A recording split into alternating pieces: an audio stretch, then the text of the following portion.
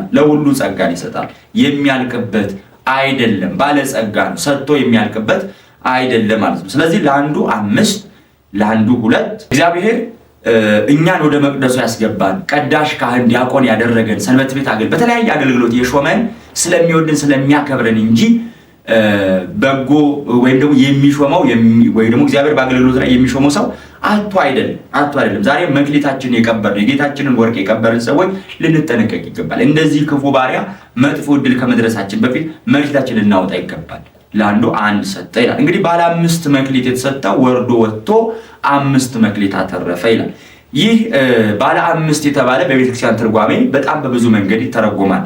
ዋና ዋናዎችን ለመመለስ ያክል መጽሐፍትን ለማንበብ በቂ ዕውቀት የሌለው ሰው ደግሞ እግዚአብሔርን የሚያውቅበት ትልቁ መሳሪያው ትልቁ መክሊቱ ደግሞ ምንድነው? ስነ ፍጥረት ነው። ቅዱስ ጳውሎስ እግዚአብሔር በስነ ፍጥረቱ ይታወቃል እንዳለ ያ የጌታውን ወርቅ የቀበሩ የጌታቸውን ወርቅ የቀበሩ የተሰጣቸውን መክሊት የደበቁ የቀበሩ በጣም ብዙ ናቸው። እንግዲህ የጌታውን ወርቅ ቀበረ ስንል ዛሬ በጣም ብዙ የተቀበሩ ነገሮች አሉ።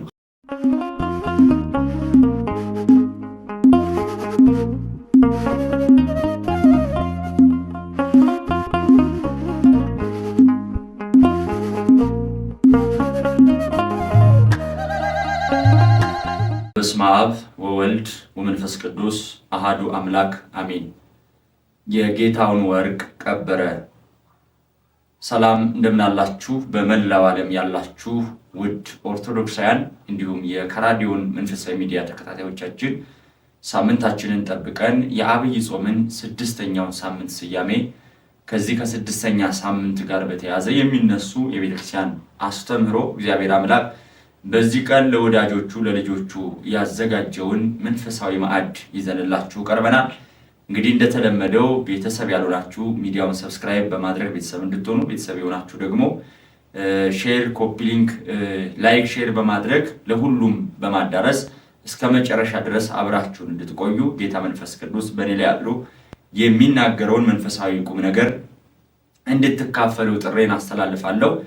እግዚአብሔር አምላክ እኔ ቆሜ እናንተ ተቀምጣችሁ በየሚዲያ በያላችሁበት በየሥራ መስኩ መልካሙን የሆነውን ምስጢሩን ገልጦ እንዲያስተምረን የእሱ መልካምና ቅዱስ ፍቃዱ ይሁንልን። እንግዲህ የአብይ ጾም 6ኛ ሳምንት ሁላችሁ እንደምታውቁት ገብርኄር ተብሎ ይጠራል። ቅዱስ ያሬድ ይህንን ስያሜ ጌታ ኢየሱስ ክርስቶስ መክሊት ከሰጣቸው ብሎ ከገለጠው ባለጸጋ ከዛ የምስጋና ቃል በመነሳት እንግዲህ 5 እና 2 ተሰጥቷቸው ያተረፉትን እነዛን አገልጋዮቹን አንተ በጎ ባሪያ በጎ አገልጋይ ገብርኄር ወገብር ምእመን ብሎ ያ ባለጸጋ ካመሰገነበት የምስጋና ክፍል በመነሳት ቅዱስ ያሬድ ይህንን ሳምንት ገብርኄር ታማኝ በጎ ባሪያ ብሎ ጠርቶታል ማለት ነው። እንግዲህ ቅዱስ ያሬድም በድጓው ላይ እንግዲህ ይህንን ቀን መኑ ውእቱ ገብርኄር ወምእመን ዘይረክቦ እግዚኡ በምግባረ ሰናይ፣ በመልካም ስራ ጌታው ያገኘው በጎ ታማኝ አገልጋይ ማን ነው ብሎ ጥያቄ ምልክት ያስቀምጣል። እንደዛ በጎ አገልጋይ በመልካም ስራ በተሰጠው ጸጋ የጸና የተሰጠውን መክሊቱን ያልቀበረ በጎ አገልጋይ በጎ ባሪያ ማን ሊሆን ይችላል ወይም ማን ነው በማለት በጥያቄ ምልክት ውስጥ ያስቀምጣል። እንግዲህ ይህንን የመጽሐፍ ቅዱስ ክፍል ወይም ደግሞ ይህንን ጌታ ኢየሱስ ክርስቶስ አንድ ባለጸጋ ብሎ የሰየመው ወይም መንግስተ ሰማያት ባሮቹን ጠርቶ ያለውን ገንዘብ ሰጥቶ ሊቆጣጠራቸው የወደደ ንጉስ ትመስላለች ብሎ ጌታ ኢየሱስ ክርስቶስ በተናገረው ይህንን የመጽሐፍ ቅዱስ ክፍል የምናገኘው የማቴዎስ ወንጌል ምዕራፍ 25 ቁጥር 14 ላይ ነው። አንዴ ጊዜ ቃሉን እናነብና አንዳንድ ማንሳት ያለብንን መሰረታዊ ነጥቦችን እያነሳን ቆይታ እናደርጋለን። እግዚአብሔር አምላክ ከሁላችን ጋር ይሁን። የማቴዎስ ወንጌል ምዕራፍ 25 ቁጥር 14 ወደ ሌላ ሀገር የሚሄድ ሰው ባሮቹን ጠርቶ ያለውን ገንዘብ እንደሰጣቸው እንዲሁ ይሆናል። ለእያንዳንዱ እንደ አቅሙ ለአንዱ 5 መክሊት፣ ለአንዱ 2፣ ለአንዱ 1 ሰጠና ወደ ሌላ ሀገር ሄደ ይላል። 5 መክሊት የተቀበለው ሄዶ ነገደ፣ ሌላም 5 መክሊት አተረፈ። እንዲሁ 2 የተቀበለው ሌላ 2 አተረፈ። 1 የተቀበለው ግን ሄዶ ምድር ቆፈረና የጌታውን ገንዘብ የጌታውን ወርቅ ወይም የጌታውን መክሊት ቀበረ። ከብዙ ዘመን በኋላ የእነዚያ ባሮች ጌታ መጣና ተቆጣጠራቸው። 5 መክሊት የተቀበለውን ቀረበና ሌላ 5 መክሊት አስረክቦ ጌታ ሆይ 5 መክሊት ሰጥተኸኝ ነበር፣ እነሆ ሌላ 5 መክሊት አተረፍኩ አለ። ጌታውም መልካም አንተ በጎ ታማኝ ባሪያ፣ በጥቂቱ ታምነሃል፣ በብዙ እሾምሃለሁ፣ ወደ ጌታ ደስታ ግባ አለው። 2 መክሊትም የተቀበለው ደግሞ ቀርቦ ጌታ ሆይ 2 መክሊት ሰጥተኸኝ ነበር፣ እነሆ ሌላ 2 መክሊት አተረፍኩ አለ። ጌታውም መልካም አንተ በጎ ታማኝ ባሪያ፣ በጥቂቱ ታምነሃል፣ በብዙ እሾምሃለሁ፣ ወደ ጌታ ደስታ ግባ። 1 መክሊት የተቀበለው ደግሞ ቀርቦ ጌታ ሆይ ካልዘራህባት የምታጭድ ካልበተንክባት የምትሰበሰብ ጨካኝ ሰው መሆንህን አውቃለሁ። ፈራሁም፣ ሄጄ መክሊትህን በምድር ቀበርኩ፣ እነሆ መክሊትህ አለ። ጌታውም መልሶ እንዲህ አለው፣ አንተ ክፉና ሐኬተኛ ባሪያ፣ ካልዘራሁበት እንዳጭድ ካልበተንኩበት እንድሰበስብ ታውቀኛለህን? ስለዚህ ገንዘቤ ለለዋጮች አደራ ልሰጠው በተገባ ነበር። እኔ መጥቼ ያለኝን ከትርፍ ጋር እወስድ ነበር።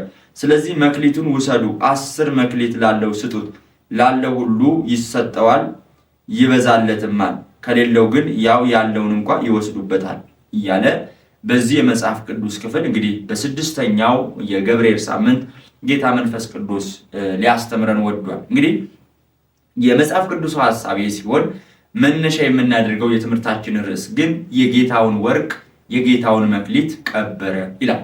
እንደምታውቁት በዚህ ዓለም 2 አይነት ወርቆች አሉ። የመጀመሪያው ወርቅ ይሄ ዓለማዊ ወርቅ ነው። የተለያዩ ነገሮችን የምንገዛበት የምንለውጥበት ከዛም አለፍ ሲል የምናጌጥበት ለጌጥ የሚሆን ወርቅ አለ፣ ሁላችንም የምናውቀው። ይሄ ዓለማዊ ወርቅ ለገበያ የሚሆን ወይም ለጌጣጌጥ የሚሆን ወርቅ ነው። ሁለተኛው ወርቅ ደግሞ መንፈሳዊ ወርቅ ተብሎ ይጠራል። እንግዲህ መንፈሳዊ ወርቅ ደግሞ መንፈሳዊ ነገር የምንገበይበት፣ መንግስተ ሰማያትን የምንገበይበት፣ ራሱ እግዚአብሔርን የኛ ገዝተን የኛ የምናደርግበት እንቁ ስጦታችን መንፈሳዊ ወርቅ ተብሎ ይጠራል። ይሄም እግዚአብሔር የሚሰጠን ያ ደጉ ባለጸጋ የሚቸረን መንፈሳዊ መክሊታችን ነው። ይሄም ፍቅር፣ ትሕትና፣ ትዕግስት፣ በርካታ በተለይ በገላትያ 5:19 ጀምሮ የተጻፉት የተዘረዘሩት የመንፈስ ፍሬዎች የተባሉት እግዚአብሔር አምላክ ለሚወዳቸው ለአገልጋዮቹ ለባሮቹ የሚሰጠው መክሊት እንዲነግዱበት እንዲያተርፉበት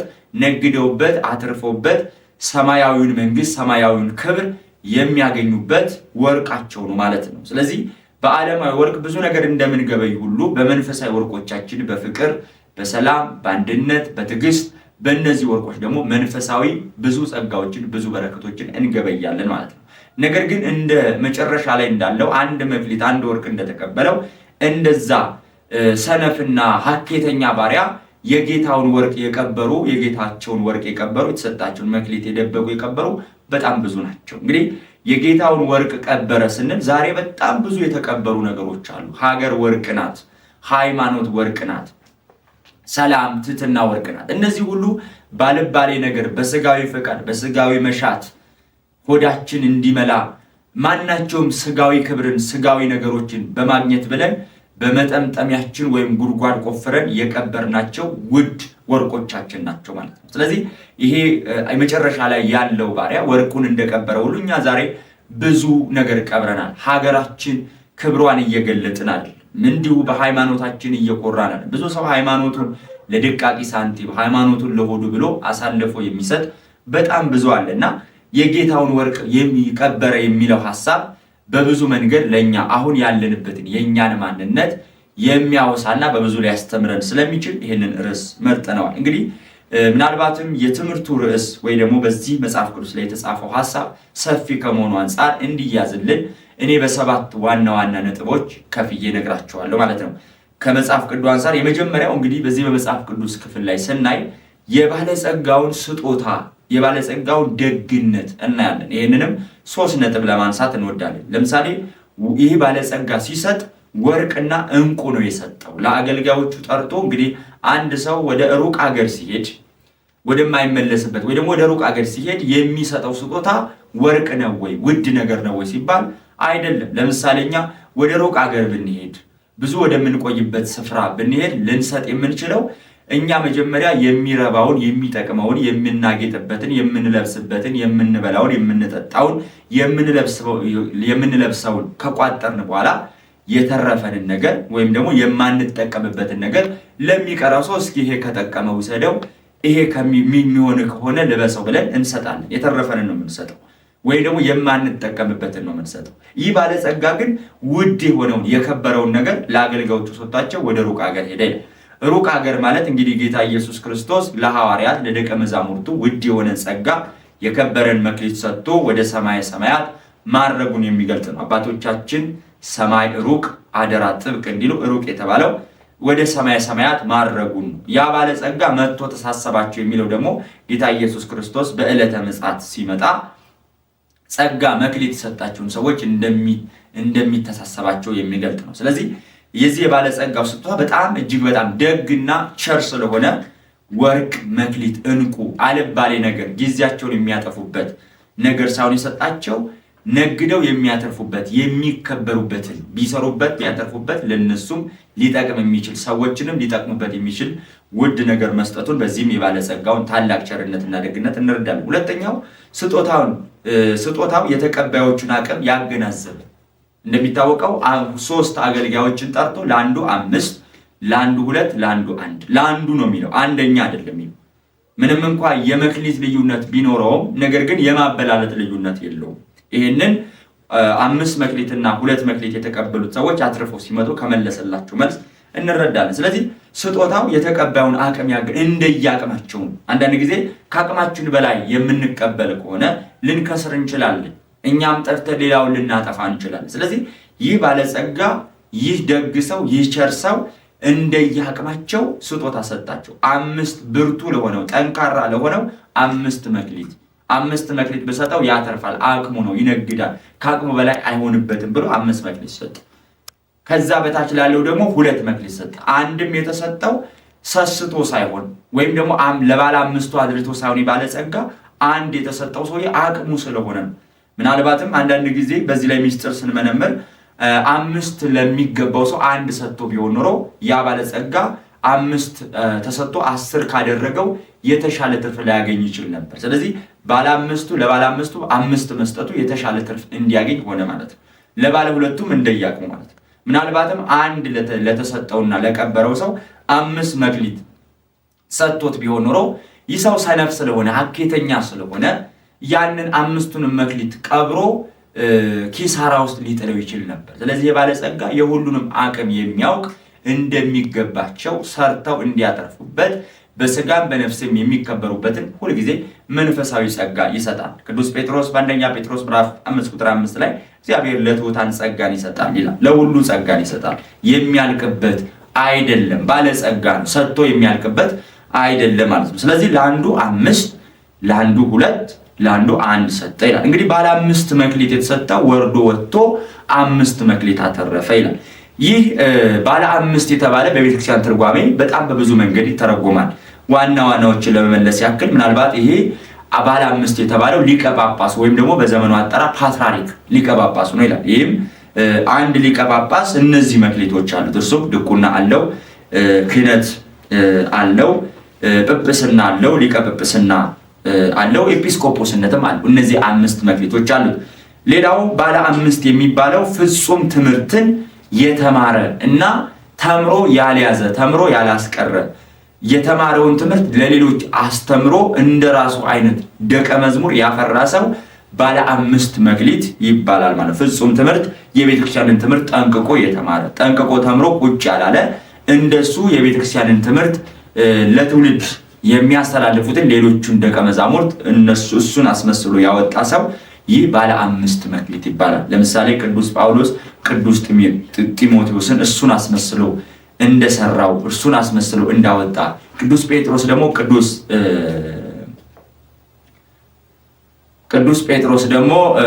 ቅዱስ ቀሌምንጦስን እሱን አስመስሎ እንዳወጣ እነዚህ ባለ 5 መክሊት የቤተክርስቲያንን ትምህርት ከተማሩ በኋላ ሌሎች እንደነሱ የሚመስሉ ታላላቅ ደቀ መዛሙርትን የሚያፈሩ ባለ 5 ጸጋዎች ባለ 5 መክሊቶች ናቸው ብለን እንጠራቸዋለን። ሌላው ባለ 5 መክሊት ማለት ሃይማኖት ከምግባር ጋር ያዋሃደ ማለት ነው። ሃይማኖቱን ከምግባር ጋር ያዋሃደ የማይፈራ ሃይማኖቱን በምግባር የገለጠ የሚጾም የሚጸልይ ሃይማኖቱ የሚያዘውን ሃይማኖቱ የሚፈቅደውን መልካም ስራዎችን ሁሉ የሚሰራ እግዚአብሔርን ያለ ጥርጥር የሚያምነው በደስታም በሐዘንም ሲጎልበትም ሲሞላለትም በማጣትም በማግኘትም ሰው ዘመድ ሲበዛለት ሰው ሲቀርበው ሰው ሲለዩ ብቻውን በሆነበት ጊዜ ሁሉ እግዚአብሔርን የሚተማመን እምነቱንም በሥራ በምግባር የሚገልጥ እንዲህ አይነት ሰው ባለ 5 መክሊት ተብሎ ይጠራል። ሌላው ባለ 5 መክሊት 5 መክሊት የምንለው እግዚአብሔርን የምናውቅባቸው ጸጋዎች እነዚህ ለጳጳሱም ለሊቀ ጳጳሱም ለዲያቆኑም ለካህኑም ለሕዝበ ክርስቲያን ሁሉ የሚሰጥ እጅግ በጣም የተወደደ ጸጋ። ምክንያቱም እግዚአብሔርን ካላወቅን ይፈረድብናል። እግዚአብሔርን ካላወቅን እንጠፋለንና እግዚአብሔር አምላክ እርሱን የምናውቅበትን 5 መክሊቶች ለሁላችንም ሰጥቷል። እነዚህ 5 መክሊቶች የመጀመሪያው መምህራን ናቸው። መምህራን የራቀውን በማቅረብ የረቀቀውን በማጉላት እግዚአብሔርን እንድናቀው ያግዙናል። ስለዚህ መምህራን የተሰጡን እኛ ከ5 መክሊቶች አንዱን አገኘን ማለት ነው። እግዚአብሔር የጠፉትን ለመመለስ የራቁትን ለማቅረብ ብዙ ጊዜ ነቢያትን ሐዋርያትን ወደ ሕዝቡ ይልካል። ስለዚህ ሕዝቡም ከእግዚአብሔር የተቀበላቸው ውዱና ታላቁ መክሊቶች መካከል አንዱ መምህራን ናቸው ማለት። ስለዚህ መምህራን እግዚአብሔርን እንድናውቅ እርሱን እንድንረዳ እግዚአብሔርን ባለማወቅ እንዳይፈረድብን ወደ ሰት እንዳንሄድ የተሰጡን እንቁ መክሊቶቻችን ናቸው ማለት ነው። ሁለተኛ መጽሐፍት ናቸው። መምህራን በማይገኙበት ስፍራ ሰዎች መጽሐፍትን መርምረው መጽሐፍትን አጣቅሰው አንብበው እግዚአብሔርን ያውቁታል፣ እግዚአብሔርን ይረዱታል ማለት ነው። ስለዚህ እግዚአብሔርን በማወቃቸው እግዚአብሔርን በመረዳታቸው ከፍርድ ይድናሉ ማለት ነው። ስለዚህ ሁለተኛው መክሊት መጽሐፍት ናቸው። ሌላው ስነ ፍጥረት ነው። ምናልባት መምህራን በሌሉበት ቦታ ያለ ሰው መጽሐፍትን ለማንበብ በቂ እውቀት የሌለው ሰው ደግሞ እግዚአብሔርን የሚያውቅበት ትልቁ መሳሪያው ትልቁ መክሊቱ ደግሞ ምንድነው? ስነ ፍጥረት ነው። ቅዱስ ጳውሎስ እግዚአብሔር በስነ ፍጥረቱ ይታወቃል እንዳለ አባታችን አብርሃምም እግዚአብሔርን ያገኘው በስነ ፍጥረት እንግዲህ ጣዖት ያመልክ ነበር ወይ ደግሞ ጣዖት እየሰራ አባቱ ታራ እየያዘ እንዲሸጥ ያደርገው ነበር። በኋላ በተራበ በተጠማ ጊዜ ያ ጣዖት ሊያበላው ሊያጠጣው አልቻለም። አብርሃምም ይሄ አምላክ ሊሆን አልቻለም ብሎ ያንን ጣዖት ሰበረው። ከዛ በኋላ ምን አደረገ? ውሃን ለማምለክ ፈለገ። ውሃም ይገደባል በተራራ። እሳትን ለማምለክ ፈለገ። እሳትን በውሃ ይጠፋል። እንደገና ፀሐይን ለማምለክ ፈለገ። ፀሐይን በምስራቅ ወጥታ በምዕራብ ትገባለች፣ ጨለማ ይሸፍናታል። አምላክ ደግሞ ማለት የማይጠፋ ጨለማ የማይበግረው ነው። ስለዚህ መጨረሻ ላይ አብርሃም በስነ ፍጥረት ተመራምሮ መጨረሻ ላይ ምን አለ? የፀሐይ አምላክ ሆይ ተናገረኝ፣ አምላከ ፀሐይ ተናበበኝ። በዚህ ጊዜ እግዚአብሔር አብርሃም ብሔርከ ወተፈለጥ ማዝማደከ፣ አብርሃም ሆይ ከሀገር ውጣ ከዘመዶችም ተለይ ብሎ እግዚአብሔር አብርሃምን ተናገረው ማለት ነው። ስለዚህ አብርሃም በፍጥረት ተመራምሮ እግዚአብሔርን አገኘና እግዚአብሔርን የምናውቅበት እግዚአብሔርን የምናገኝበት ትልቁ ጸጋችን ስነ ፍጥረት ነው ማለት ነው። ሌላው ከዚህ ባሻገር እግዚአብሔርን የምናገኝበት ወይም የምናውቅበት ትልቁ ጸጋችን በጎ ሕሊና። ሰው በጎ ሕሊና ከሌለው መምህራን ቢመደቡለት መጽሐፍት ቢጻፍለት እንደገና ስነ ፍጥረት እግዚአብሔር ቢመላለስ የክረምትና የበጋውን የፀሐይና የጨረቃውን የማታና የጠዋት የእነዚህን ሁሉ ስርዓት መመላለሶችን ቢያይ በጎ ሕሊና ከሌለው ሰው እግዚአብሔርን ሊያውቅና እግዚአብሔርን ሊረዳ አይችልም። ስለዚህ በጎ ሕሊና ያላቸው ለምሳሌ እንደነ ኖህ ያሉ ቅዱሳን አባቶች፣ ለምሳሌ እንደነ ሄኖክ መጽሐፍ ሳይጻፍ በፊት እግዚአብሔርን በበጎ ሕሊና ተመራምረው ያገኙ ናቸውና አራተኛው ትልቁ ጸጋችን እግዚአብሔርን የምናውቅበት የምንረዳበት በጎ ሕሊና ነው። አምስተኛና የመጨረሻው የእግዚአብሔር መገለጥ እግዚአብሔርን እንድናውቅ። ለምሳሌ እግዚአብሔር ብዙ ጊዜ በብዙዎች መካከል ተገልጧል። ለምሳሌ ለአብርሃም በዕፀ ሳቤቅ የታሰረ በግ ሆኖ እግዚአብሔር በምሳሌነት ተገልጦለት ነበር። ለሊቀ ነቢያት ሙሴ በሲና ተራራ በቁጥቋጦ መሃል ነበልባሉ ከአመልማሉ ጋር ተስማምቶ ተገልጦለት ነበር። ስለዚህ በተደጋጋሚ እግዚአብሔር ለሚወዱት እግዚአብሔር ለሚወዳቸው ሰዎች እየተገለጠ ስለራሱ ብዙ ማስረጃ ሰጥቷቸዋል። ያ ብቻ ሳይሆን በኋለኛው ዘመን ደግሞ እግዚአብሔር አምላካችን ከስጋ ተዋህዶ ከመቤታችን ከቅድስት ድንግል ማርያም ከስጋ ስጋ ከነፍሷ ነፍስ ነስቶ ግልጥ ሆኖ መጥቷል። እግዚአብሔር እግዚእ አስተራኤለነ እንዳለ እግዚአብሔር ለኛ በራልን፣ እግዚአብሔር ለኛ ተገለጠልን፣ እግዚአብሔር ለኛ ታየን ብሎ ስለዚህ እግዚአብሔር ስለመገለጡ ጌታችን ኢየሱስ ክርስቶስም በዮሐንስ ወንጌል ምዕራፍ 8 ላይ አብርሃም ቀንን ያዘን ተመኘ አየም ደስ አለው ይላል። እንደገና ደግሞ በደብረ ታቦር ተራራ ላይ ሙሴ እግዚአብሔርን ማየት ይወድ ነበር፣ ኤልያስ እግዚአብሔርን ማየት ይወድ ነበር። እግዚአብሔርን በደብረ ታቦር ተራራ ላይ ለሙሴና ለኤልያስ ተገለጠላቸው፣ ለሐዋርያቱም ተገለጠላቸው፣ ብርሃነ መለኮቱን ገለጠላቸው። ስለዚህ የእግዚአብሔር መገለጥ ስለሱ የምናውቅበት ትክክለኛ መረዳት እንዲኖረን የሚያደርግ ነው። ይሄ 5 መክሊት ይባላል። ሰው እግዚአብሔርን አላውቅም ብሎ ምክንያት እንዳያበዛ፣ በዚህ ምክንያት እንዳይፈረድበት፣ ከእግዚአብሔር እንዳይለይ፣ እግዚአብሔርን ባለማወቅ ወደ ጣዖት አምልኮ ፈቀቅ እንዳይል ለሁሉ ከፓትርያርኩ ጀምሮ እስከ ምእመን እስከ ሁሉም አጠቃላይ ለሕዝቡ የተሰጠ እርሱን እንድናቅበትና ከፍርድ እንድናመልጥበት የሚያደርግ ትልቅ መክሊታችን እነዚህ 5 ነገሮች ናቸው። እነዚህ 5 ነገሮችም መምህራን፣ መጽሐፍ፣ ስነ ፍጥረት፣ በጎ ሕሊናና የእግዚአብሔር መገለጥ ነው ማለት ነው። ስለዚህ ባለ 5 መክሊት የሚባለው ይሄ ነው። ባለ 2 መክሊት የሚባለው ደግሞ እንግዲህ ቄስ ነው ይሉናል አባቶቻችን። ቄስ ነው ማለት ለምሳሌ ካህናት ባላቸው ዕውቀት በማስተማር የጠፋውን ይመልሳሉ፣ ያለውን ደግሞ ያጸናሉ። ከዛ በኋላ በሁለተኛ መክሊታቸው ደግሞ የመጀመሪያ መክሊታቸው መምህርነት፣ ማስተማር፣ በማስተማርም ያለውን ያጸናሉ፣ የጠፋውን ደግሞ ይመልሳሉ ማለት። ከዛ ባሻገር ደግሞ ቀድሰው ያቆርባሉ። አጥምቀው ቀድሰው ያቆርባሉ። አንድም ማጥመቅና ማቁረብን እንደ 2 መክሊት የሚቆጥሩ አሉ። አንድም ደግሞ ማስተማርና ማቁረብን አንዳንድ መክሊት አድርገው እንደ 2 መክሊት የሚቆጥሩ አሉ። ስለዚህ ባለ 2 መክሊት የተባሉት ካህናት ናቸው ማለት ነው። በማስተማራቸው በማጥመቃቸው፣ በማቁረባቸው በማጥመቃቸው። ወይም ደግሞ ካህናት የእግዚአብሔርና የሕዝቡ አገልጋዮች ናቸው። ካህናት 2 ነገር ነው የሚያገለግሉት፣ እግዚአብሔርን ያገለግላሉ፣ ሕዝቡንም ደግሞ ያገለግላሉ። ስለዚህ በ2 በኩል አገልጋዮች ስለሆኑ ባለ 2 መክሊት ተብለው ይጠራሉ ማለት ነው። የመጨረሻው ባለ 1 መክሊት የሚባለው ዲያቆን። ዲያቆን አገልግሎት ወይም ጸጋው ለተልእኮ ምስጢር መፋጠን ነው። ስለዚህ በዚህ ይተረጉማሉ። ወደ መጽሐፍኩ ስንመለስ እንግዲህ 5 መክሊት የተሰጠው ያ ሰው ቀረበና ይላል። እንግዲህ ቅድም እንዳነበብኩላችሁ ከነዚህ መካከል 5 መክሊት የተቀበለው ሄዶ ነገደ፣ ሌላ 5 አተረፈ። እንዲሁም 2 የተቀበለው ሁሉ ሌላ 2 አተረፈ። 1 የተቀበለው ግን ሄዶ ምድርን ቆፈረና የጌታውን ወርቅ ቀበረ። ከብዙ ዘመን በኋላ የእነዚያ ባሮች ጌታ መጣና ተቆጣጠራቸው። 5 መክሊት የተቀበለው ቀረበና ሌላ 5 መክሊት አስረክቦ ጌታ ሆይ 5 መክሊት ሰጥተኝ ነበረ፣ እንሆ ሌላ 5 መክሊት አተረፍኩ አለ። ጌታው መልሶ አንተ በጎ ታማኝ ባሪያ። ልብ በሉ እዚህ ጋር ጌታው ምን አለ? አንተ በጎና ታማኝ ባሪያ። መጀመሪያ ታማኝ መባሉ ምንን ያሳያል? የተሰጠውን መክሊት አክብሮ የተቀበለ ሰው፣ ያጸና ሰው ነው የተቀበለ። ታማኝ ሰው ማለት ምን ማለት ነው? አደራ የተሰጡትን ነገር በጥንቃቄ የሚያቆይ፣ ከተሰጠው ነገር የማያጎድል፣ ከተሰጠው ነገር ቀጥፎ ቢርበው ቢጠማው እንኳ ከተሰጠው ነገር የማያጎድል ታማኝ በጎ ባሪያ ተብሎ ይጠራል። እንግዲህ ታማኝ መባሉ ይህንን ይገልጣል ማለት ነው። ታማኝነቱ የተሰጠውን መክሊት አክብሮ መቀበሉ።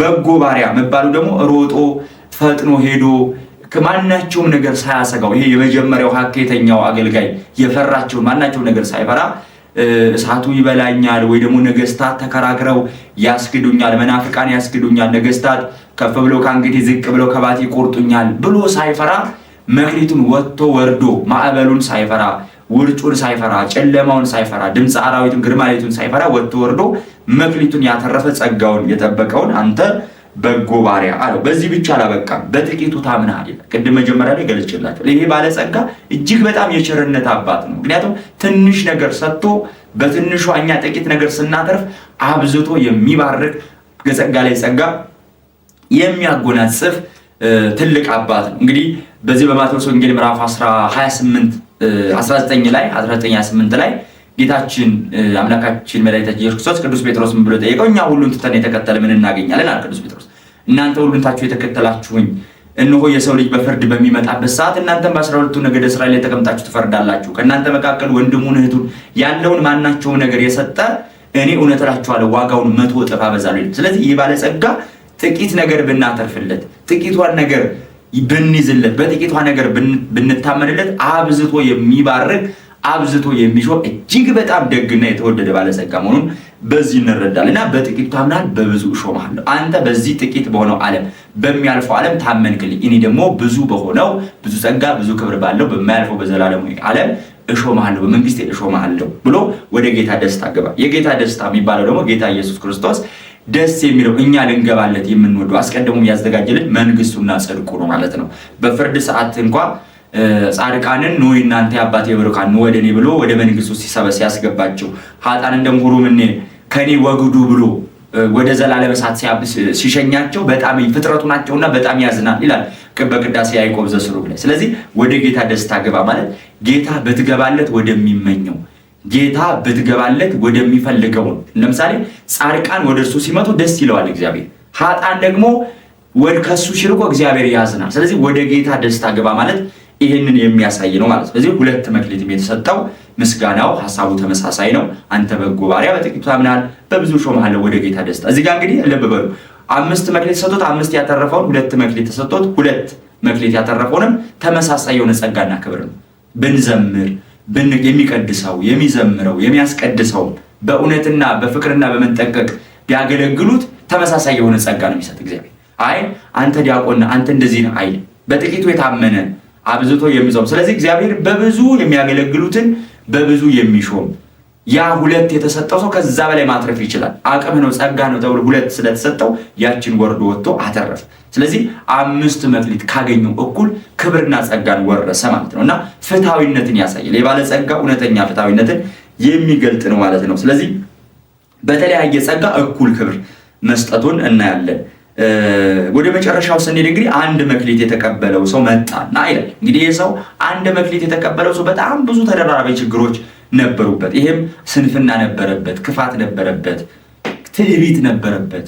ወርቁን መቅበሩ ብቻ አይደለም እኮ ይህ ሰው ያስወቀሰው፣ የተሰጠውን ወርቅ ቀብሮ ወይ ደግሞ አለማትረፉ ብቻ አይደለም። በተቀበለው ወርቅ ምንድነው ያደረገው? ይህ ሰው ወይ ደግሞ ይህ ባለጸጋ የዛን ሰው አቅም እንደማያውቅ በእውነት እንደተበደለ በእውነት በጣም በደል እንዳደረሰበት ያ ክፉ ባሪያ ለጌታው ሲመልስ እናያለን። እንዲህም ይላል 1 መክሊትም የተቀበለው መጥቶ 1 መክሊትም የተቀበለው ደግሞ ቀርቦ ጌታ ሆይ ካልዘራህባት የምታጭድ ካልበተንክበት የምትሰበሰብ ጨካኝ ሰው መሆንን አውቃለሁ። ይሄው በጣም ጸያፍ ጨካኝ መሆንክን አውቃለሁ። ሲጀመር ጸጋኝ የሆነ ባለጸጋ አንድስ ቢሆን ይሰጣል ያለውን ይቀማል እንጂ ከዛ በኋላ ጨካኝ መሆንክን አውቃለሁ። ፈራሁኝ እጄ መክሊትን በምድር ቀበርኩ። ፈራሁ። እውነትም ፈርቶት ቢሆን ኖሮ አክብሮት ቢሆን ኖሮ የተሰጠውን መክሊት በጠበቀና መክሊቱን ባተረፈ ነበር። እነሆ መክሊትህ አለ። ጌታውን መልሶ እንዲህ አለው፣ አንተ ክፉና ሐኬተኛ ባሪያ፣ ካልዘራሁበት እንዳጭድ ካልበተንኩበት እንድሰበስብ ታውቀኛለህን? ለምን ገንዘቤን አልመለስክም? ለምን ገንዘቤን አልመለስክም? ፈርተህ ከምትቀብረው ምናልባት መክሊትን ለአንዱ ለሁለት ሰው እንኳን ብታደርገው ለአንድ ሁለት ሰው ጆሮ ጋር ብታደርሰው እኔ አበዛው የለም ከ3 ከ4 አደርሰው የለም ወይ? እውነት ብትፈራኝ እውነት ብታከብረኝ መክሊቴን መጀመሪያ በመለስክ ነበር፣ እኔም ለትርፍ ባሰራሁት ነበር። ሌላ የምሰጠው ሰው አጥቼ እኮ አይደለም ላንተ የሰጠው ይላል። አንዳንድ ጊዜ እግዚአብሔር እኛን ሰባኪያን ሲያደርግን፣ ዘማሪያን ሲያደርግን፣ ሰንበት ትምህርት ቤት ሲያደርግን፣ ቀዳሽ ሲያደርግን ሌላ ቀዳሽ አጥቶ ይመስለናል። ሌላ መምህር እኛ ብንጠፋ በቃ ባዶ የሚመስለን ሰዎች። እግዚአብሔር መክሊትን የሚሰጥ ጸጋን የሚሰጥ ነው። ሰው አያጣ። እንደምታውቁት ሊቀ ነቢያት ሙሴ ሲሞት እስራኤላውያን በጣም ታውቀው ነበር። ከዚህ በኋላ ማን ነው የሚመራን? ማን ነው የሚያስተዳድር ብለው ተጨንቀው ነበር። ነገር ግን ባህር የሚከፍለው ሙሴ ሲሞት እግዚአብሔር አምላክ በገባኦን ሰማይ ላይ ፀሐይን የሚያቆም ታላቁን ኢያሱን አስነሳ። መቼም ቢሆን እግዚአብሔር ሰው አያጣ። ከኛ የሚጠበቀው የተሰጠን መክሊት አክብረን በተሰጠን መክሊት ፍሬ ማፍራት ነው። ዘማሪም ያደርገን ሰንበት ተማሪም ያደርገን ሌላ አገልጋይ አጥቷል። ለኛ እንድንጠቀምበት እንድናከብረው።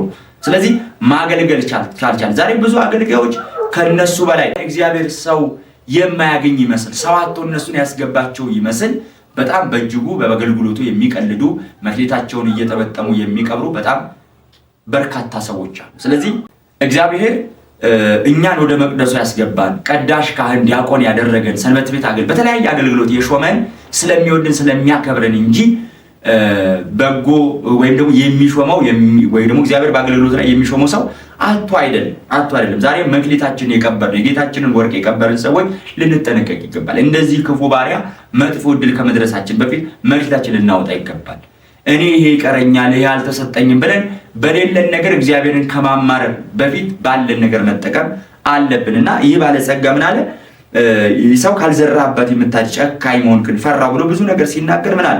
የባለጸጋው መልስ ክፉ ተናጋሪ ወይ ደግሞ የባለጸጋው መልስ እንዲላል ክፉ ተናጋሪ ሰነፍ ካልተጠቀምክበት ገንዘቤን ለምን አትመልስም? እኔ ለሌላ ሰጥቼ ከነትርፉ ባሰራው ነው። አንተ ማስተማር ካልቻልክ፣ መቀደስ ካልቻልክ፣ ማቁረብ ካልቻልክ እንደሚገባ ሰዎችን ከመናፍቃን ከተኩላ ከሴጣን ፍላጻ ለይተህ ማትረፍ ካልቻልክ ለሚቀድስ አስተምሮ ለሚመልስ ያሉትን ለሚያጸና ሰው በሰጠሁት ነበር። ተከራክሮ ለሚረታ ለሚመልሰው በሰጠሁት ነበር። ሰጥቼም ከነትርፉ በወሰድኩ ነበር። አንተ መክሊትን ቀብረ ብዙ ሰዎች ልጆቼ ብዙ ምዕመናን ብዙ ህዝበ ክርስቲያን ሃይማኖቱን ሲቀይር ወደ አምልኮ ጣዖት ሲሄድ ከማይ ለሌላ መምህር ብሰጠው ኖሮ ከነዚህ ብዙዎችን አጥር ዛሬ በመምህራን ስንፍና ብዙ ሰዎች በተኩላ እየተበሉ ነው።